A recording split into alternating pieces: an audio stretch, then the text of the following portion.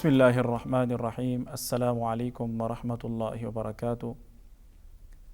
علامہ Iqbal open university کے studio سے میں ہوں ڈاکٹر حافظ سعید الرحمن، اسسٹنٹ پروفیسر شعبہ سیرت اسٹڈیز، علامہ اقبال اوپن یونیورسٹی اسلام آباد۔ عزیز طلباء، ایک نئی سیریز کے ساتھ ہم آپ کی خدمت میں حاضر ہیں، اور اس سیریز کا عنوان ہے فقہ السیرۃ النبویہ۔ اس کا کورس کوڈ ہے 3904۔ اس کے کل 9 یونٹ ہیں، اور آج ہم انشاءاللہ پہلا یونٹ پڑھیں گے۔ اس کے پہلے یونٹ کا جو ٹائٹل ہے وہ ہے سیرہ اور فقہ السیرہ۔ عزیز طلباء، سیرت عربی زبان کا لفظ ہے جس کے حروف اصلیہ سین، یا اور را ہیں، اور لغت میں اس کا معنی چلنا یا کہیں جانا ہوتا ہے، اور سیرتن فعلتن کے وزن پر ہے، اور عربی گرامر میں یہ جو وزن ہوتا ہے یہ کسی بھی فعل کی حیت اور حالت کے لیے بولا جاتا ہے۔ تو یوں سیرت کا معنی ہوا حیت اور حالت۔ سیرت کا لفظ کسی کی عادت، طریقہ، طرز زندگی، حیت اور سوانح عمری کے لیے بھی بولا جاتا ہے۔ اصطلاح میں سیرت سے مراد کسی شخص کی زندگی کے احوال اور واقعات ہوتے ہیں، لیکن اب یہ لفظ رسول اللہ صلی اللہ علیہ وسلم کی ذات اقدس کے ساتھ مختص ہو گیا ہے۔ اس میں آپ صلی اللہ علیہ وسلم کی زندگی کے تمام واقعات شامل ہوتے ہیں، اور ان میں آپ صلی اللہ علیہ وسلم کی بعثت کی بشارات، نبوت ملنے سے پہلے آپ صلی اللہ علیہ وسلم کے خرق عادت کام جن کو ارحاسات بولا جاتا ہے، اس طرح آپ صلی اللہ علیہ وسلم کا خاندان، آپ صلی اللہ علیہ وسلم کی پیدائش، آپ صلی اللہ علیہ وسلم کے رشتہ دار، آپ صلی اللہ علیہ وسلم کی پرورش، اور آپ صلی اللہ علیہ وسلم نے جو دین کی دعوت دی یا کفار سے جو مقابلہ کیا، اسی طرح اس میں جہاد اور غزوات اور وصال مبارک تک تمام واقعات شامل ہوتے ہیں۔ تو عزیز طلباء، جب ہم سیرت کا مطالعہ کرتے ہیں، کوئی واقعہ پڑھتے ہیں، تو اس سے جو ہمیں واعظ و نصیحت حاصل ہوتی ہے، بعض کا کوئی ادب معلوم ہوتا ہے، اور بعض کا کوئی فوائد ہمیں معلوم ہوتے ہیں، یا کوئی فقہی حکم معلوم ہوتا ہے۔ تو اس طرح کا جو مطالعہ ہے اور اسٹڈی ہے، اس کو فقہ السیرہ کہتے ہیں، یعنی سیرت کو سمجھ کر پڑھنا، اور پھر عصر حاضر میں ہماری عملی زندگی کے لیے اس سے ہمیں کیا اسباق حاصل ہوتے ہیں ان کو حاصل کرنا، یہ فقہ السیرہ کہلاتا ہے۔ مثلاً ہمارے سامنے سیرت کا ایک واقعہ ہے کہ آپ صلی اللہ علیہ وسلم نے کفار مکہ کے ساتھ صلح کیا، جس کو صلح حدیبیہ کہتے ہیں۔ تو اب اس واقعے کو پڑھنے کے بعد ہم نتیجے پر پہنچتے ہیں کہ اس واقعے کے بعد، اس صلح کے بعد اسلامی ریاست کو باقاعدہ سیاسی قوت کے طور پر تسلیم کیا گیا، اور اس کے بعد جو مدینہ منورہ کا اندرونی استحکام تھا وہ حاصل ہوا، اور پھر مسلمانوں کی جو مذہبی حیثیت تھی اس کو تسلیم کیا گیا۔ تو یہ چیزیں ہمیں اس صلح سے معلوم ہوتی ہیں۔ سیرت پڑھنا پڑھانا بہت اہمیت والا کام ہے۔ سب سے پہلی بات تو یہ ہے کہ یہ آپ صلی اللہ علیہ وسلم کی جو ذات اقدس ہے وہ ہمارے لیے اسوہ حسنہ ہے، جس کی ہم نے اتباع کرنی ہے، اور آپ صلی اللہ علیہ وسلم کی اتباع کے لیے آپ صلی اللہ علیہ وسلم کی زندگی کا مطالعہ بہت ضروری ہے، جس کے لیے سیرت پڑھنا ناگزیر ہے۔ اسی طرح آپ صلی اللہ علیہ وسلم کی جو حیات مبارکہ ہے وہ قرآن پاک کی عملی تفسیر اور اس کا اطلاق ہے۔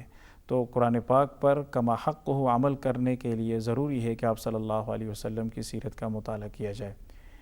اسی طرح مفسرین جو ہے وہ مختلف آیات کے اسباب نزول بتاتے ہیں اور ان کا پس منظر ذکر کرتے ہیں، تو یہ چیزیں بھی سیرت النبی سے معلوم ہوتی ہیں۔ اور اس کا ایک فائدہ اور اہمیت یہ بھی ہے کہ سیرت سے واقفیت کی وجہ سے انسان قرآن پاک کی آیات کو سمجھنے میں افراط اور تفریط سے بچ جاتا ہے۔ اور ایک اس کی اہمیت یہ بھی ہے کہ اللہ تبارک و تعالیٰ نے خود اپنے کلام میں رسول اللہ صلی اللہ علیہ وسلم کی سیرت کا تذکرہ فرمایا۔ آپ صلی اللہ علیہ وسلم کے قوم کا تذکرہ ہے، آپ صلی اللہ علیہ وسلم کے قریبی رشتہ داروں کا تذکرہ، آپ صلی اللہ علیہ وسلم کی نبوت کا تذکرہ، اسی طرح آپ صلی اللہ علیہ وسلم کے مختلف غزوات کا تذکرہ قرآن پاک میں موجود ہے۔ اور جو فقہ السیرہ ہے وہ اس لیے بھی بہت اہم ہے کہ قرآن پاک کا کامل فہم سمجھ یہ فقہ السیرہ سے ہی ممکن ہے۔ مثلا مختلف صورتوں کا جو پس منظر ہے، ان کے جو سبب نزول ہے، یا کسی خاص موقع پر کوئی صورت نازل کرنے کا جو مقصد ہے، یہ سب کچھ ہمیں فقہ السیرہ سے معلوم ہوتا ہے۔ اور پھر ہمیں یہ بھی معلوم ہوتا ہے کہ آپ صلی اللہ علیہ وسلم نے احکام کی عملی تطبیق کیسے کی۔ تو اسی طرح حدیث شریف کا جو پس منظر ہوتا ہے اور کس موقع پر یہ حدیث شریف آپ صلی اللہ علیہ وسلم نے ارشاد فرمائی، یہ بھی ہمیں فقہ السیرہ سے پتہ چلتا ہے۔ اچھا، سیرت کی اہمیت اس طور پر بھی مسلم ہے کہ علماء اصول نے سیرت النبی صلی اللہ علیہ وسلم سے فقہی مسائل کا استنباط اور استخراج بھی کیا ہے۔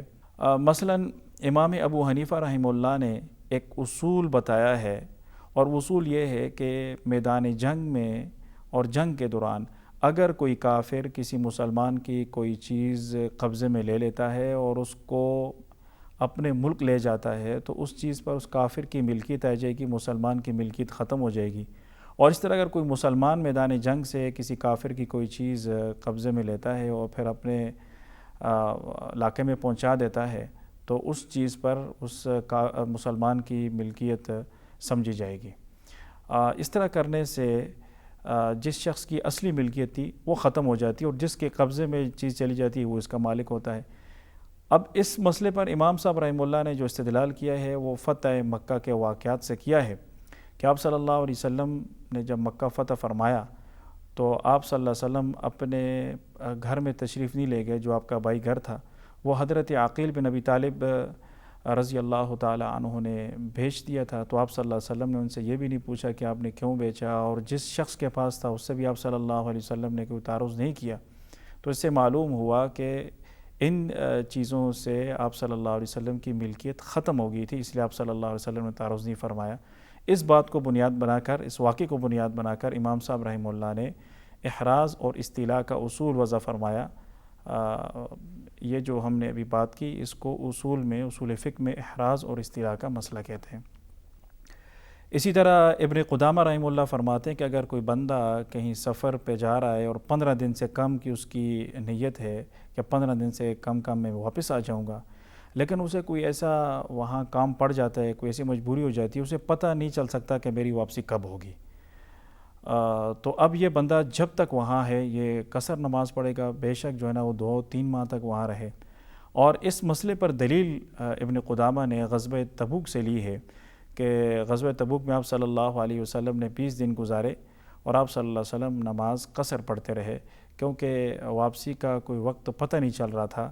اگرچہ مسلمانوں کی نیت جلد واپس آنے کی تھی، لیکن حالات ایسے بن گئے کہ کوئی یہ کلیئر نہیں ہو رہا تھا کہ کب ہماری واپسی ہے۔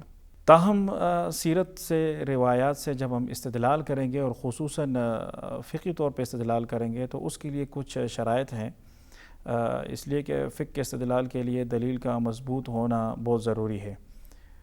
تو پہلی چیز تو یہ کہ ایسی روایات سے استدلال کیا جائے گا جو اہل المغازی اور اہل سیرت کے جو ائمہ ہیں ان کے ہاں معروف ہوں، جنہوں نے آپ صلی اللہ علیہ وسلم کے مغازی کو لکھا یا جنہوں نے آپ صلی اللہ علیہ وسلم کی سیرت کو لکھا، ان ائمہ کرام کے ہاں یہ روایات معروف ہوں اور سب کے سامنے ہوں۔ پہلی بات تو یہ۔ دوسری بات یہ ہے کہ ایسی روایات سے استدلال کیا جائے گا جن پر سیرت لکھنے والوں کا اور آپ صلی اللہ علیہ وسلم کی مغازی لکھنے والوں کا اتفاق ہو کہ یہ واقعہ مستند ہے اور ثابت ہے۔ حدیث شریف میں اگر کوئی جزوی واقعہ نقل ہوا ہو اور اس کی تفصیلات موجود نہ ہوں تو اس واقعے کی تفصیلات کے لیے سیرت کی ایسی روایات کو بنیاد بنایا جائے گا جو سیرت کی بنیادی اور مستند کتب میں موجود ہوں اور نمائندہ کتب میں موجود ہوں۔ تو ان واقعات کی روشنی میں، ان تفصیلات کی روشنی میں حدیث شریف کے اندر مروی واقعے کی تفصیلات کو اور جزیات کو دیکھا جا سکتا ہے۔ تو عزیز طلباء، یہ تھا آج کا ہمارا سبق اور یہ ہمارا پہلا یونٹ تھا۔ عزیز طلباء، اسی کے ساتھ ہمارا آج کا پروگرام اختتام کو پہنچا۔ ڈاکٹر حافظ سعید الرحمن، اسسٹنٹ پروفیسر، شعبہ سیرت اسٹڈیز کو اجازت دیجیے۔ اللہ حافظ۔